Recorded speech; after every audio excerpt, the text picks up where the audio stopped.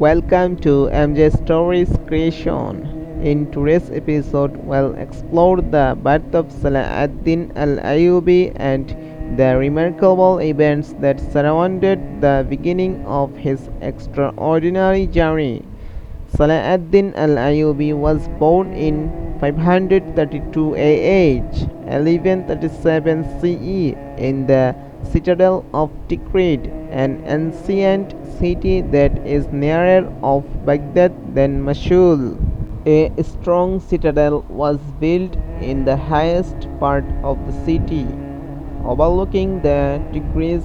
It was built in ancient times by the Persian kings on a rocky outcrop and used as a weapons depot and a lookout to keep watch for the enemy.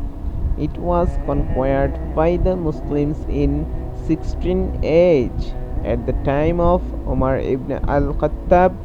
In an amazing twist of fate, Salahuddin was born on the day when Mujahid ad-Din Bahruj, the governor of Baghdad, ordered Najmuddin Ayyub and his brother Shirkuh to leave Tikrit, because Shirkuh, the paternal uncle of Salahuddin, had killed one of the commanders of the citadel. That happened because of a woman whom the commander had molested. Shirkuh avenged her honor when she called on him to help her, and he killed him. But Bahruj was very confused and did not know what to do. Should he keep them with him or order them to leave? If he let them stray, he was afraid that they would be subject to the revenge of the commanders and thus harmed. So he had no alternative but to order them to leave. He summoned them and expressed his fears for them, and he asked them to leave Tikrit that night. The two men set out for Mosul, taking their families with them. It was in the Howdah of Najmuddin that his son Yusuf, known as Salahuddin, was born. The author of Wafiyat al-Ayad described what took place thereafter. Ayub felt pessimistic about his newborn son Salahuddin, and he thought of killing his son when the child was crying as they left the city. But one of his followers warned him against this action, saying, "O master, I see that you are very pessimistic about this child. What wrong has he done? What has he done to deserve that from you, when he can neither bring benefit nor cause harm, and he cannot do anything? What happened to you is by the will and decree of Allah. Moreover, you do not know, perhaps this child will become a king with a great reputation and a high and prominent position. Allah may decree that he should be a man who will play a great role, so let him be.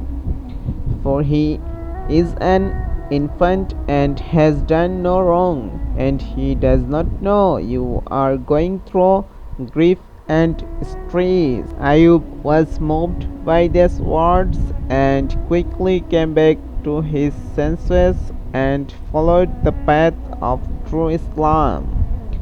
If you are enjoying this authentic historical journey, don't forget to subscribe to MJ Stories Creation. Now let's continue the story. The brothers Najmuddin Ayyub and Shirkuh migrated from Baghdad to Mosul, where they stayed with Imam ad-Din Zangi, who welcomed them warmly and gave them gifts. This welcome and honor was a reward for their sincere attitude as they had saved him from being killed or captured. That had happened when Imad ad-Din Zangi, the ruler of Mosul, had fought the Seljuk at Tikrit, when Bahruj was governor of Baghdad, appointed by the Seljuk.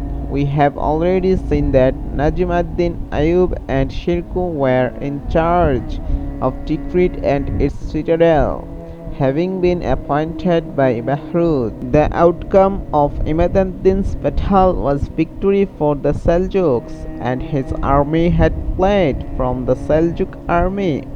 During his retreat and withdrawal to Mosul, he passed by Tikrit, and his life and that of his army were in the hands of Najm ad-Din Ayyub, the governor of Tikrit at that time. If he wanted, he could let them live, and if he wanted, he could kill them.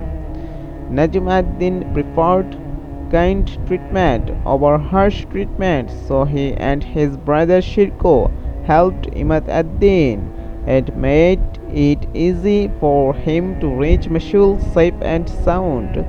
This kind treatment and noble attitude had a great impact and led to good results in building Ayyub's kingdom and establishing the glory of Islam at the hand of Salahuddin. When the two men reached Mosul, they were warmly welcomed by Imad ad-Din, as we have seen, and he rewarded them for the good treatment of him in Tikrit. He allocated some land to them so that they could live with him in pride and honor. Under the care of Imad ad-Din, the Ayyubid family flourished. Najm ad-Din and his brother Shirkuh became some of the best commanders. Imad ad-Din was killed after that, and Noor ad-Din came to power with the help of the Ayyubids. He managed to add Damascus to his kingdom, and it was in Damascus that Salahuddin was raised, acquired an Islamic education, and learned the arts of horsemanship, hunting, archery, and other necessary skills. When Nur ad-Din Mahmud Zangi conquered Baalbek in 1534 AH, he appointed Najm ad-Din Ayyub as its governor, but the ruler of Damascus, Mujir ad-Din, besieged Najm ad-Din Ayyub in Baalbek, and Najm ad-Din wrote to Nur ad-Din Mahmud and Saif ad-Din Ghazi, asking them for help, but they were too busy. After a lengthy siege, a peace deal was worked out between the two sides with immediate effect, and he moved to Damascus and became one of its most prominent emirs. Thus Salahuddin spent his early childhood in Baalbek in 534 AH, 1140 CE, and he saw and heard from time to time the Crusader attacks on Muslim lands. When the Crusaders attacked the Bekha Valley near Baalbek in 546 AH, Najm ad-Din and Asad ad-Din Shirkuh stood up to them and defeated them, capturing some of them. In the same year, Salahuddin joined the service of his paternal uncle Asad ad-Din Shirkuh. Asad ad-Din accompanied Noor ad-Din, who took charge of the Zangids after his father was killed. It seems that Noor ad-Din realized the military and administrative potential of Salahuddin. Abu Shama states that Salahuddin came before Noor ad-Din, and he kissed him and allocated some good land to him, showed his confidence in him, looked after him, drew him close, and gave him preferential treatment, and he continued to show potential and caliber that justified his being promoted higher and higher. Noor ad-Din would send him to his paternal uncle Shirkuh to consult with him about some matters that had to do with the state, levies, and agricultural issues. Noor ad-Din always showed an interest in consulting his senior commanders. In modern terms, Salahuddin would be described as the private secretary of Noor ad-Din. With regard to how Salahuddin was promoted to various posts, Ibn al-Furat explains that who as Salahuddin remained under his father's care until he grew up, and when al-Malik al-Adil Nur ad-Din took control of Damascus, the Emir Najm ad-Din asked his son Yusuf to serve him, and Salahuddin's potential became clear. Among other things, Salahuddin learned the path of good, enjoining what is right and striving in jihad until he joined his uncle Asad ad-Din Shirkuh on his march to Egypt. Asad ad-Din had full authority in Egypt, and his nephew Salah ad-Din was running affairs directly with the utmost care, sound wisdom, and proper handling. During his father's governorship in Baalbek, Salah ad-Din had studied Islamic knowledge and the arts of war, in addition to his interest in the game of Jokan, a sport of Eastern origin that was played on horseback, which he had inherited from his father. In addition to his interest in religious knowledge, we may conclude from this and from what is mentioned above that during the period in which Salahuddin lived in Syria and before he took up any significant military post, he was watching political and military developments in the Muslim lands, the most important of which was the conflict with the Crusaders, and how Nur ad-Din was relying on his father and paternal uncle Shirkuh. He must have been influenced by these events even though he did not take part in them, and he must also have developed a sense that he could prepare for the future, especially for high level posts in the state. It may be said that Salahuddin grew up and was raised in the lap of his family and learned from his father Najm ad-Din his brilliance in politics, and from his uncle Shirkuh his courage in war. So he grew up imbued with political acumen and the spirit of war. He also acquired the knowledge of his era.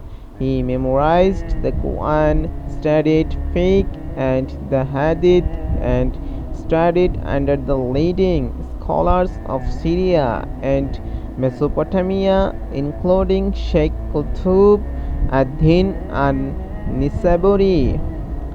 Salahuddin was influenced by the Sultan Nur ad-Din Mahmud, who gave him a brilliant example of sincere devotion and a serious sense of religious responsibility. He learned from him sincerity and self-sacrifice, and how to converse with his Lord in private prayer in his own place of worship, taking from that the spiritual strength to engage in jihad.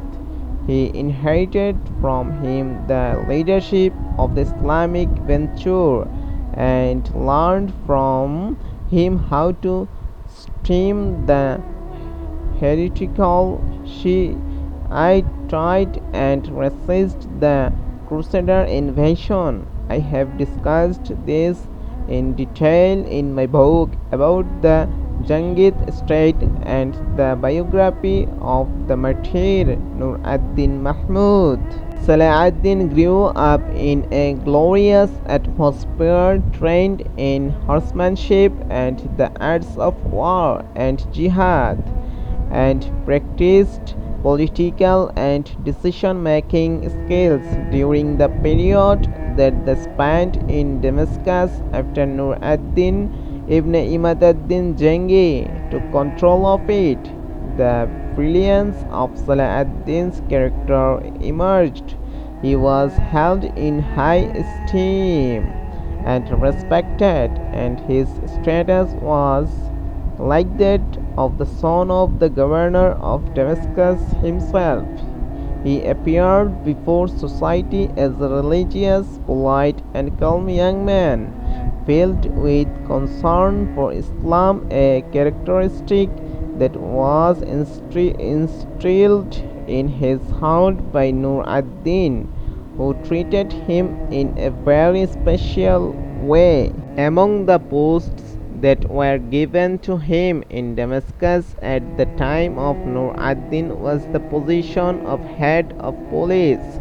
He did the job in the best manner and was able to purify Damascus of the mischief of thieves and evildoers. Security and stability were restored throughout the city. The people felt that their lives and property were safe, and they enjoyed the blessing of a quiet and decent life. Hassan ibn Numair, who is known as Arkala ad-Dimashqi, expressed his joy at Salahuddin being in charge of the police in his city, as he said, "Wait, O thieves of Damascus, for I shall tell you something most sincerely. There has come to you someone who has the name of the Prophet Yusuf, who was known for eloquence and beauty. That one cut the hands of women, but this one cuts off the hands of men." The period that Salahuddin spent in Egypt is regarded as one of the greatest periods in which his immense courage and brilliant military skills came to the fore. He stayed with his uncle Asad ad-Din Shirkuh throughout his 3 campaigns against Egypt and was one of the most brilliant men with him. He demonstrated great genius and unique skill in the arts of war and fighting. With his wisdom, intelligence, and ability to make good decisions, he managed to help his uncle to annex Egypt into Noor ad-Din's state after saving the great Egyptian people from the clutches of the heretical Fatimid state. From the above, we may conclude that Salahuddin was raised during his early childhood and the second and third decades of his life, with noble characteristics and praiseworthy attitudes, and by mixing with emirs and keeping company with commanders, he learned proper etiquette and the skills of war, concern for Islam, and moral and physical courage. And this is what led to him deserving to be one of those unique characters who shook the world and contributed to shaping an important era of the great history of Islam. Thank you for watching this episode of MJ Stories Creation. If you enjoyed this documentary, don't forget to like, subscribe, and turn on the notification bell. See you in the next episode.